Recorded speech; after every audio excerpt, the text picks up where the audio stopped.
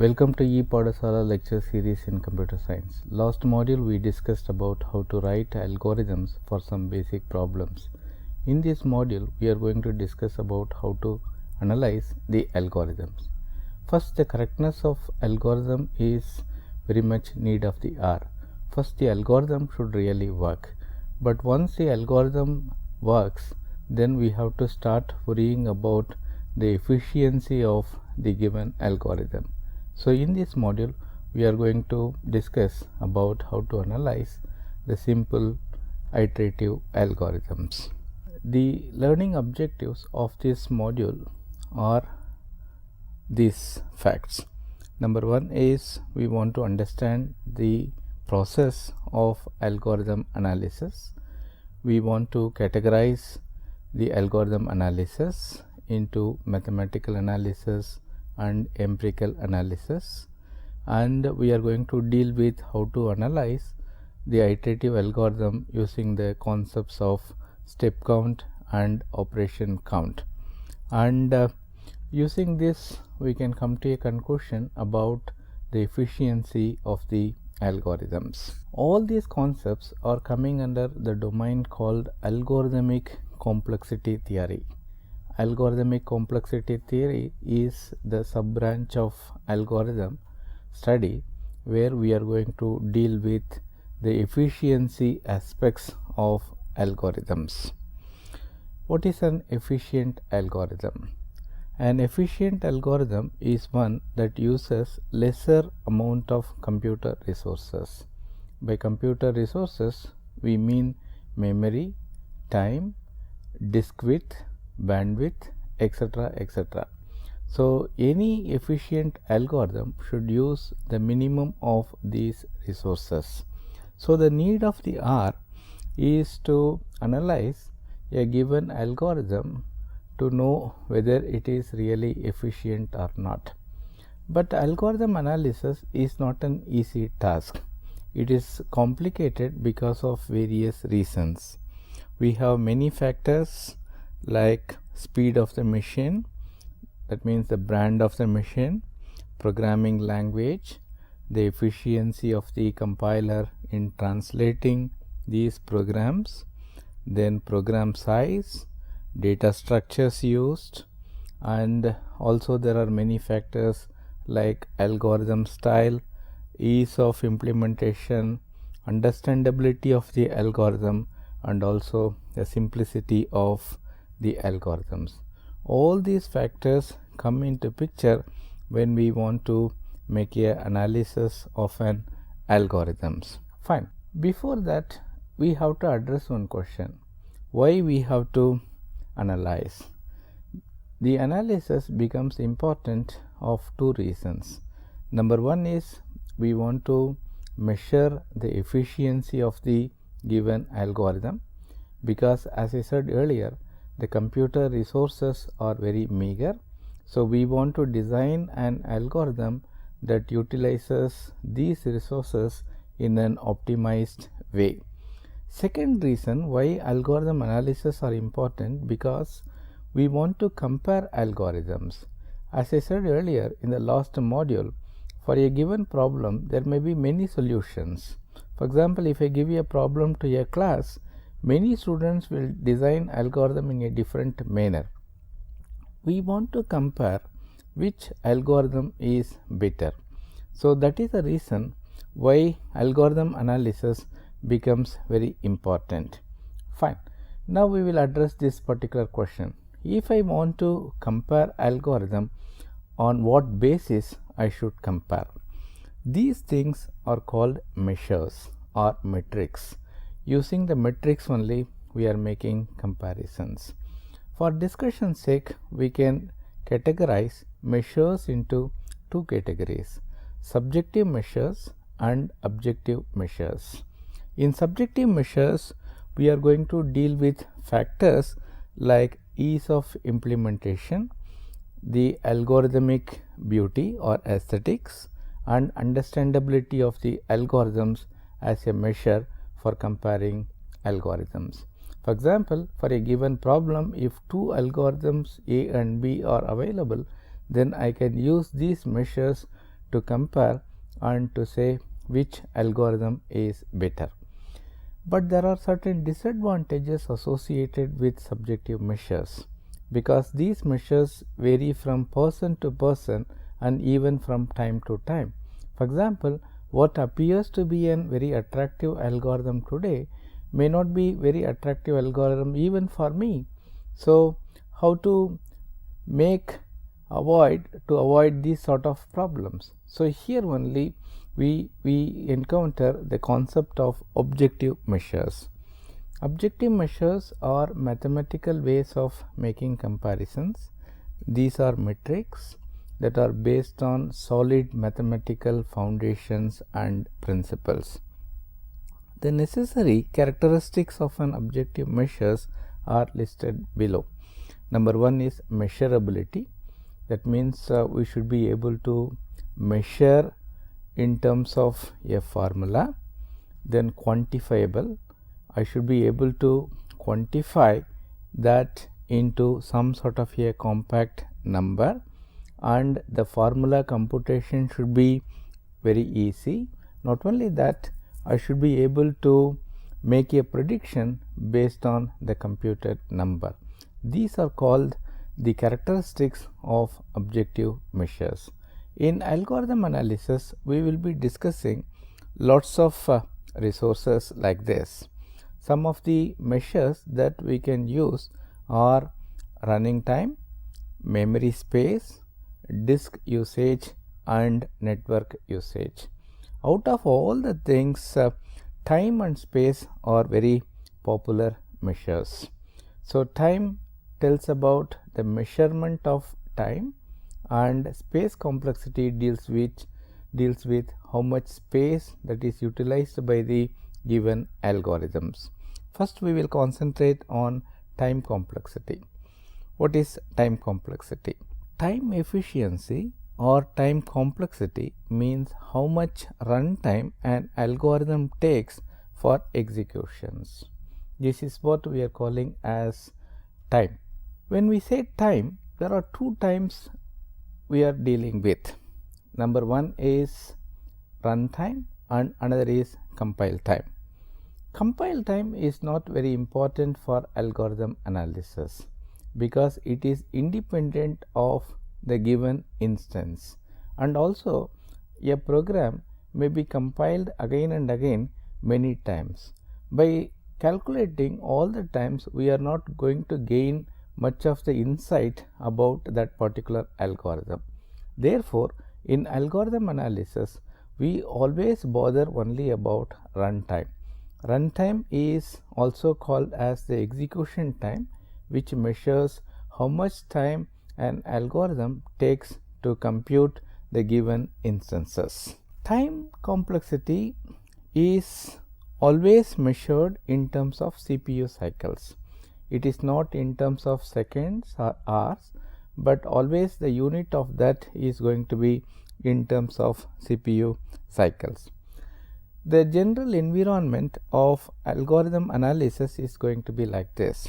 We are going to take an algorithm of size n as input, and we are going to perform the algorithm analysis, and the output of this is going to be T of n. In other words, this is what we call as the time complexity in terms of the input instance n. Let us refresh some of the basic terminologies we have used.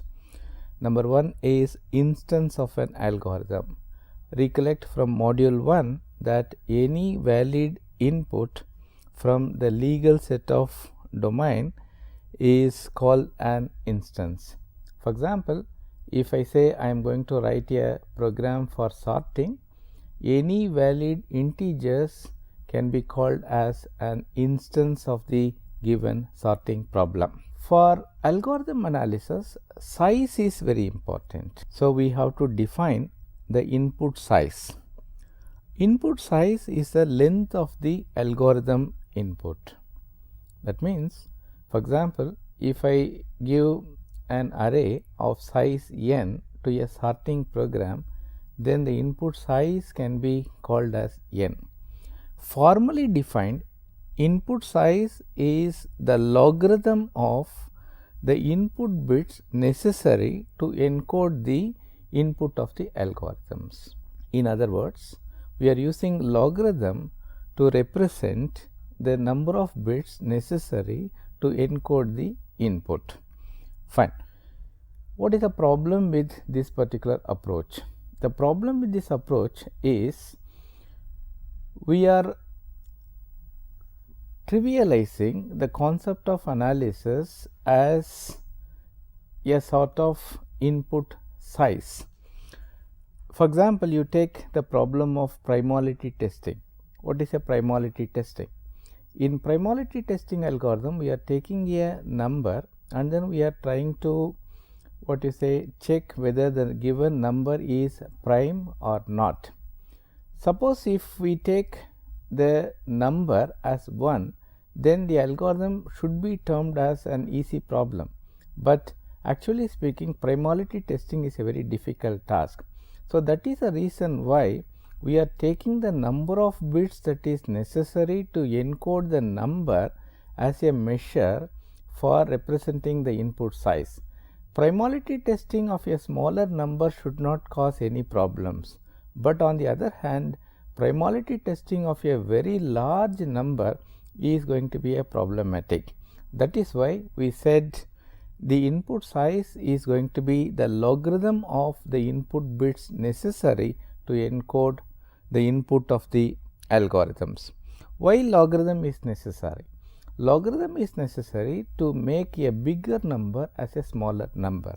As you can see very well, if n is going to be 1024, then when we take logarithm to base 2, suddenly it comes down to a smaller number. So because of this purpose only, we are using logarithm. In other words, if the input is 5, then we are taking the binary equivalent, then based on that the size is calculated. Then once we calculate the size, then we are trying to express complexity in terms of the input size. That means we are trying to scale the input size, and based on that we are trying to predict the behavior of the algorithms. Why? For example, sorting of 10 numbers is a easy task, but sorting of 1 million number is a difficult task. So here the difference between these two instances is that algorithm is same, but the input size do actually matter. Therefore, we are trying to do analysis actually in terms of the input size and also using the concept of scaling. Fine. How to analyze? Let us come to the core aspect of this particular module. Fine. I am given a problem. I have written an algorithm. So now I want to analyze. So there are two ways of analyzing the algorithms. Number one is a priori. It is also called as the mathematical analysis, and another method is called the posteriori or the empirical analysis. So the first method is called the mathematical analysis, where we are trying to follow these sort of procedures. So the steps are listed here. Number one is we have to measure the input size, and we are trying to estimate the runtime either in terms of the step count or the count of basic operations, and based on that we are trying to make an estimation of the worst case, best case and average case efficiency of the algorithm, and finally we are going to estimate the rate of growth. Based on that the algorithm analysis is made. So in mathematical analysis, what we are trying to do is we are trying to do this sort of estimation before the code is written. So this is the major advantage of mathematical analysis. On the other hand, in posteriori, what we are trying to do is we are trying to write an algorithm, then we try to implement that as a program, and once the program is actually getting implemented, we are going to give a benchmark of data, and basically Based on that, we are trying to estimate time. Both has got its own plus point and minus point, but mathematical analysis is a preferred method because it is done before the actual algorithm is getting implemented. So now we will bother about how to analyze the given algorithms. So there are two ways of doing that. One is called step count and another is called the operation count. Both represents two schools of thought. One school of thought, that is based on the Ullmann study, is that step count is the basis of algorithm analysis. In other words, given an algorithm, we have to calculate how many steps are there in the algorithm, and the complexity of the algorithm is based on the step size. That is what the Ullmann school of thought goes. Another school of thought is, rather than based on step count, we can actually compute the operations. In other words, how many operations are there as part of the algorithm, and based on that we can say what the complexity is all about. All the textbooks are written based on both these schools. So let me introduce both these approaches as part of this particular module, so that you can have some sort of an idea about both schools of thought. Fine. What is a step count? In this school, the idea is very simple, where we have to count the instructions that are used by the given algorithms. So for that we have to precisely define what is a step. So a program step is nothing but syntactically or semantically a meaningful program segment. Any statement which I put as part of my algorithm which meaningfully does some task can be called as a step. So the logic of this particular school is represented like this. The logic goes something like this. So given an algorithm, we have to determine the total number of steps. So that means I have to find the number of instructions that are given as part of that particular algorithms. Once I find that, then I have to find the number of steps or the contribution by each statement. So that means it can be 1, or if it is a function, then it may be more than 1. I have to compute the steps and I have to compute frequency. Frequency is formally defined as how many times that particular step is carried out as part of the algorithm, and once I multiply these steps per execution and frequency, I will have the total, and based on the total then I can compute the time complexity. This is what the school of step count says. Fine. These are some of the guidelines of how the step count is calculated. Declarative statements with no initializations means the step count is going to be 0. On the other hand, if any initialization is made, like I equal to 0 or k equal to 0, then the step count is going to be 1. And all the commands, brackets like begin, end if, etc., will have a step count of 0, because the compiler is not going to execute all these things, and all the expression will have a step count of 1, and this assignment statement, function invocation, return statements will have a step count of 1. On the other hand, the functions sometimes may have more than one step. In that case, the steps per execution will vary. These are some of the guidelines using which the computation is calculated. Fine. I am taking one simplest example, and let me demonstrate how this step count is carried out. So I am trying to interchange two numbers. So this is the algorithm interchange a comma b. You can see very well I am carrying out certain task for interchanging the values of these two variables. You can see the first column steps. So you can see very well this is 0, this is 0 because these statements are not executed by the compiler. So you can see very well these three statements are executable statements. So therefore step is going to be 1 1 1 for this. This column tells the frequency, like how many times these steps are executed. Again you can see very well these are all ones. So when I multiply these two, I am getting total. Now you can see very well this is what the total is all about. So when I add everything, fine, I am going to get 3. What does it mean? It means that the time complexity of this particular algorithm segment is a constant. On the other hand, we can say that this is independent of the input instance. So that means this is a constant type algorithm.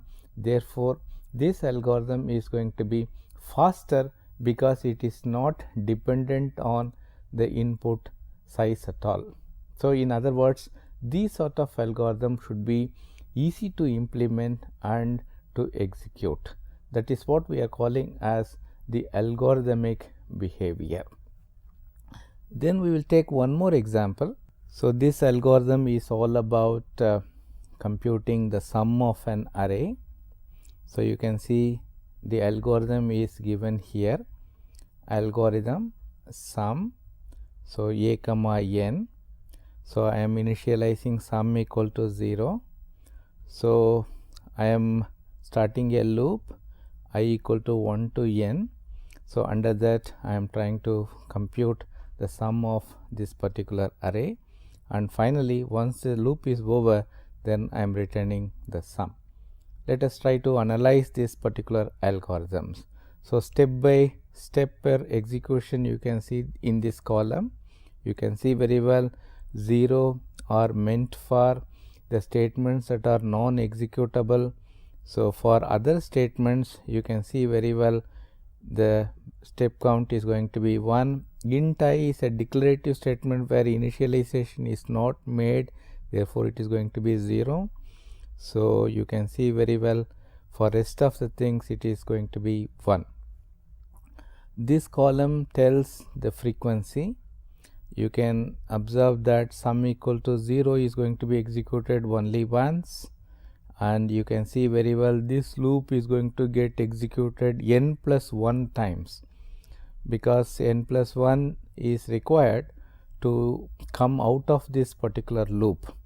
So when you multiply these two, you can see very well this is what the total is. Fine, if you compute everything, you will find that it is going to be 2n plus 3. In other words, the time complexity of this particular algorithm segment is going to be 2n plus 3. So this is what step count is all about. Another school of thought, as I said earlier, is based on the operations. Fine, you take the algorithm and compute how many operations are there, and the idea is to compute the find the basic or dominant operations. Fine, these are some of the operations that normally you encounter in algorithms. So the procedure for this school of thought is going to be like this. Fine, I am going to count the basic operations and I am going to simplify that, and based on that I am going to define the complexity.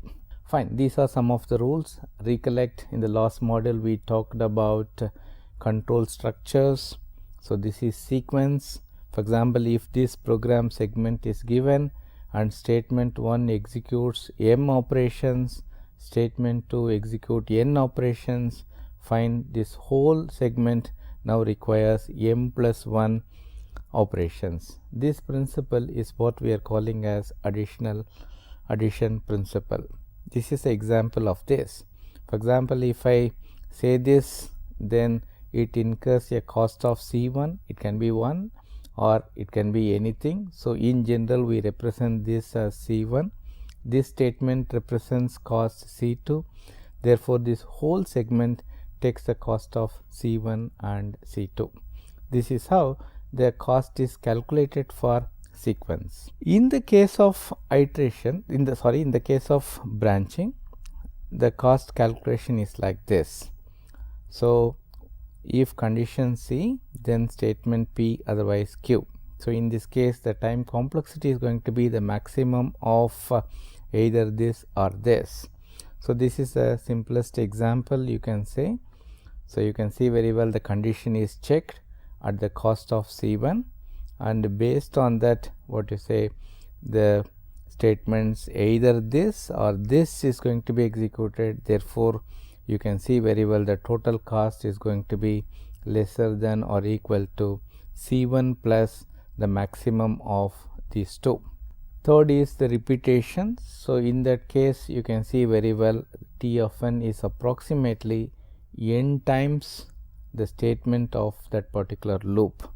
In other words, this is a small example. You can see very well for this, you can see cost is C3, it is getting executed n plus 1 times. So, under that you can see very well these are all getting executed n times.